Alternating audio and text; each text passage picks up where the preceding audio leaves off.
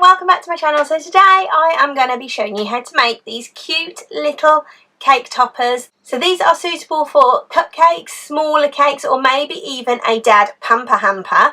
So I'm going to show you how to make these today. They are double-sided, so we're using 2 layers of glitter cardstock. I'll show you the one I'm using. So this is it. It is white cord and single-sided fixed glitter, so we don't get any mess with it.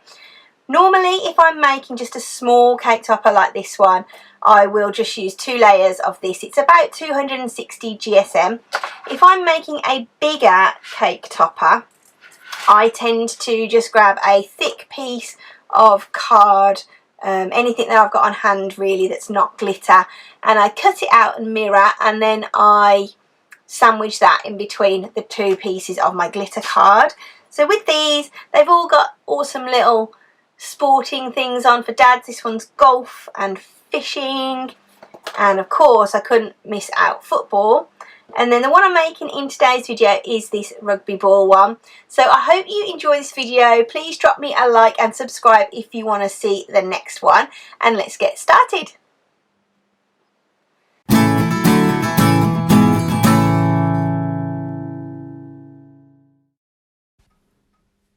Okay, so here we are back in Design Space, and these are the 3 designs of the cake toppers that I have made so far. And all I've used is just a regular font with a sporting related attachment onto it. So this one is fishing, I've got golf and football. So I'm going to show you now how I created these different designs. It's really simple, really quick to do, and I think they'll look absolutely brilliant in a Father's Day cupcake or maybe even a bigger cake. So let's get started on how to do it. Okay, so the first thing we need to do is go over to our text box and type in Dad. I'm doing it in capitals because I like that it looks in capitals. And the font that I have used, let's just search a child's year. So let's just change that. There we go. Okay, and that's what we want it to look like. So we can make it bigger if we want to. So let's just make that a tad bigger using the font size button up at the top there. Okay, and I want to make them a little bit closer together as well. So I'm just going to select it again, and then I'm going to go to the letter space and just tap on the down button. But you can see here how it's very close on the D to the A there, and here it's a big gap, and I think myself it looks a little bit sort of off. So what I want to do is ungroup to letters. So I'm going to go to advanced and click on there and then select ungroup to letters. And now this has made each letter individual so I can move them. So I'm just going to move that back to there myself a little bit more, and I think that looks better, but it is personal preference for yourself. So now I'm just going to drag over there and select everything. You can also go up to select all, but that's going to pick up this as well.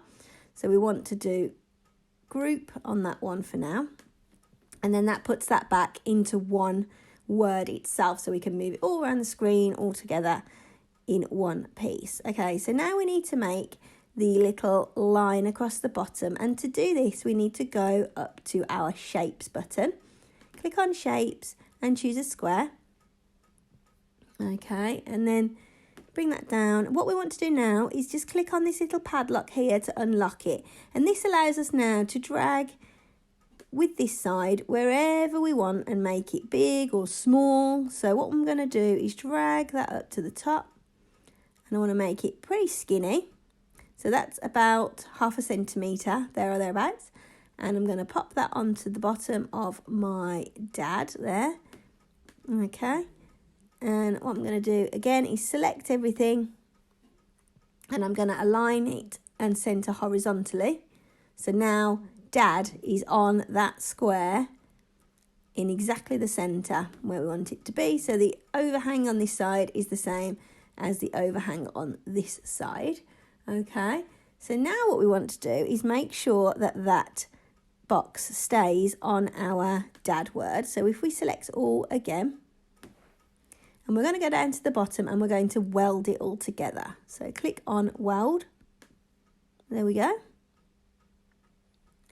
And that, you'll notice now the little box has turned black, and that means that it's now attached as one layer to this dad. Okay, so now we need to add on our sport or something dad related that we can put onto there. So let's go on to images.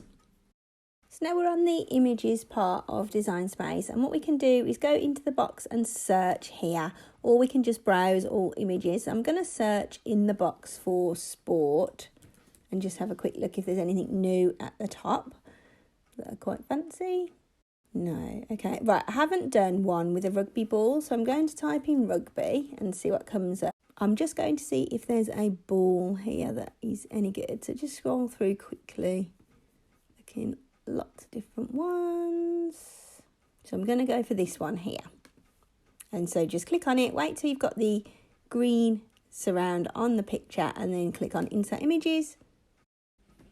Okay, and we can see that this is one continuous cut. It hasn't got any bits floating around, so it's all joined together. It's going to work together. So let's just resize by clicking on the padlock again, and I'm just going to drag it down, and I want it to be about the same size. Let's just lock that back up again and do the same again. Okay, now this could either go like this on here, that would work, or what we could do is rotate it the other way so we can flip it. So let's go on to flip at the top and flip it horizontally, and that will basically mirror the image. Let's have a look. Do we like it to go there?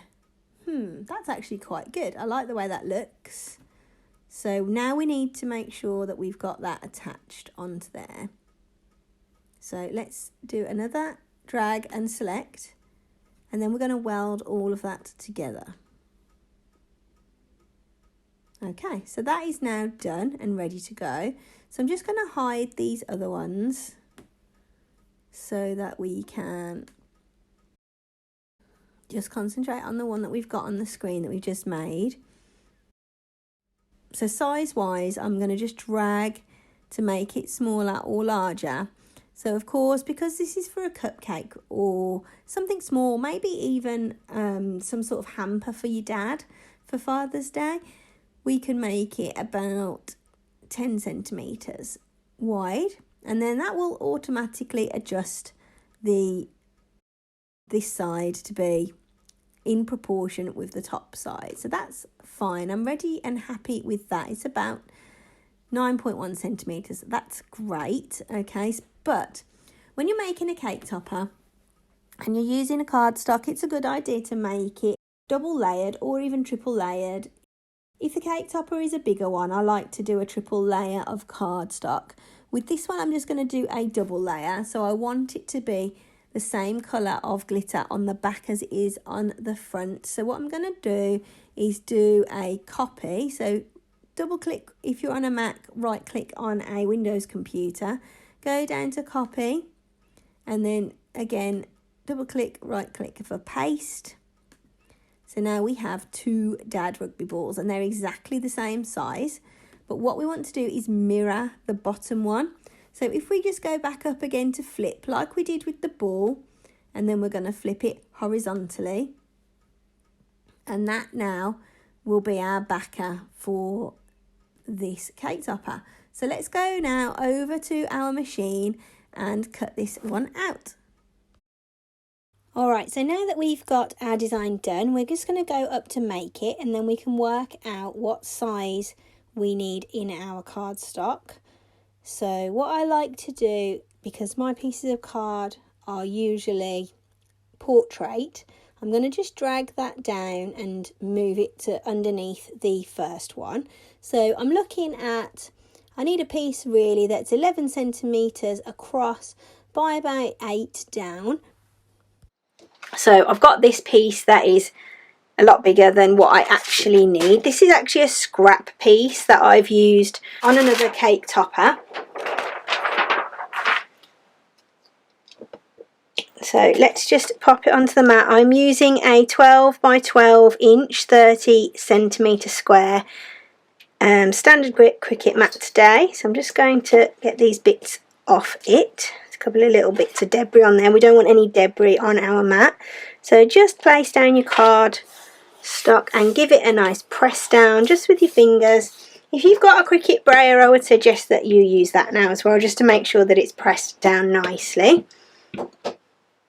Alright, so we're ready to start cutting now. So let's just line up our mat with our feeding slots on the left and the right. All the star wheels here are still in the same positions. I haven't needed to move those. So if we just press the insert mat button here, the flashing double-ended arrow. Okay, and the machine is now ready to go. The flashing C button's ready. Let's just press that. And off we go.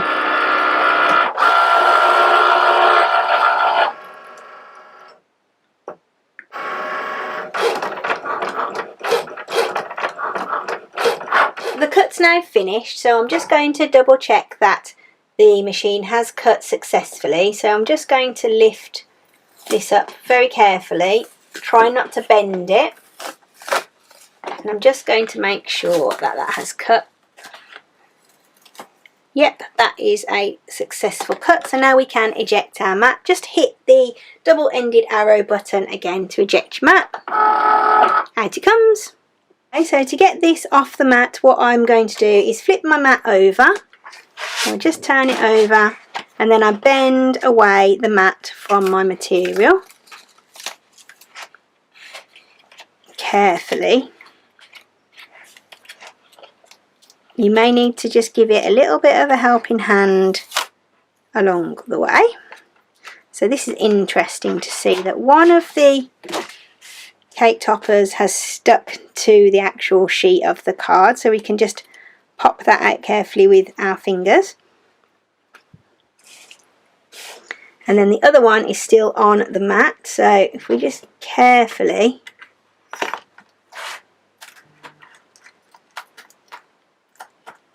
lift that up. There we go. So we can get these pieces off our mat now by just using a scraper. So we just take the scraper and carefully prise them off.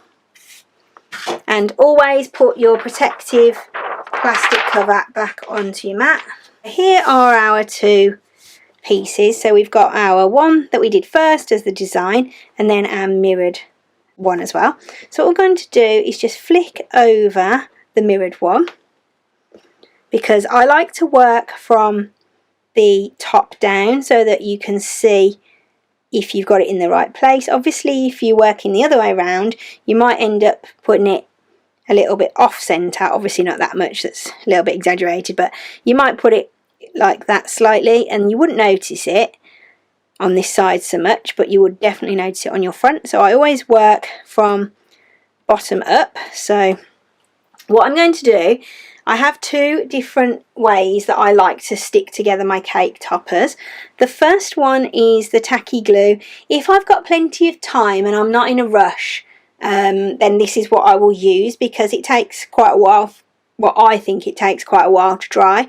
And what I like to do when I've used this is I just lift up my cutting mat once I've done it, and I pop my cake topper underneath it, and I work on it and carry on working until it's dry, and then that gives it a good pressure.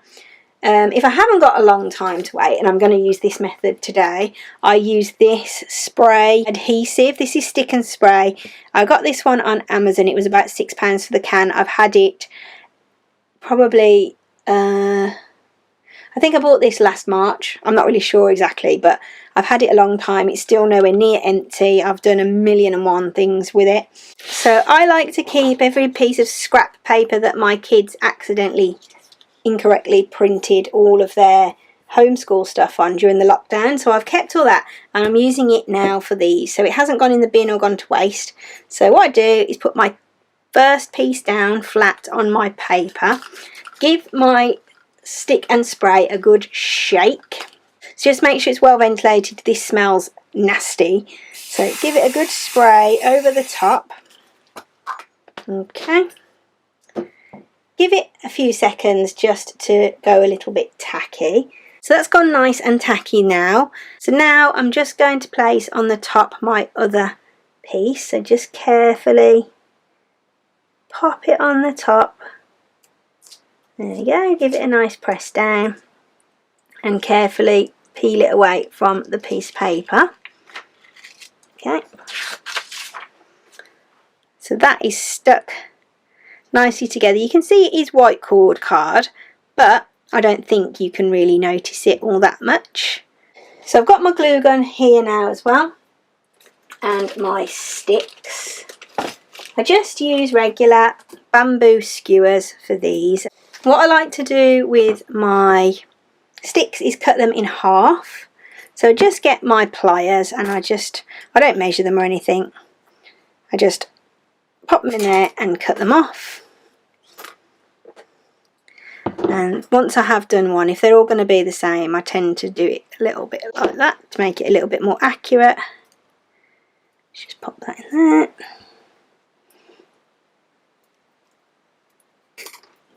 Twist. Right, so I can do all 4 of those with one skewer. So what we need to do is turn them over so that they're backwards, because we are going to put the sticks on the backs of them. Okay, and what I like to do is just see where I'm going to put it. I don't always go for the centre.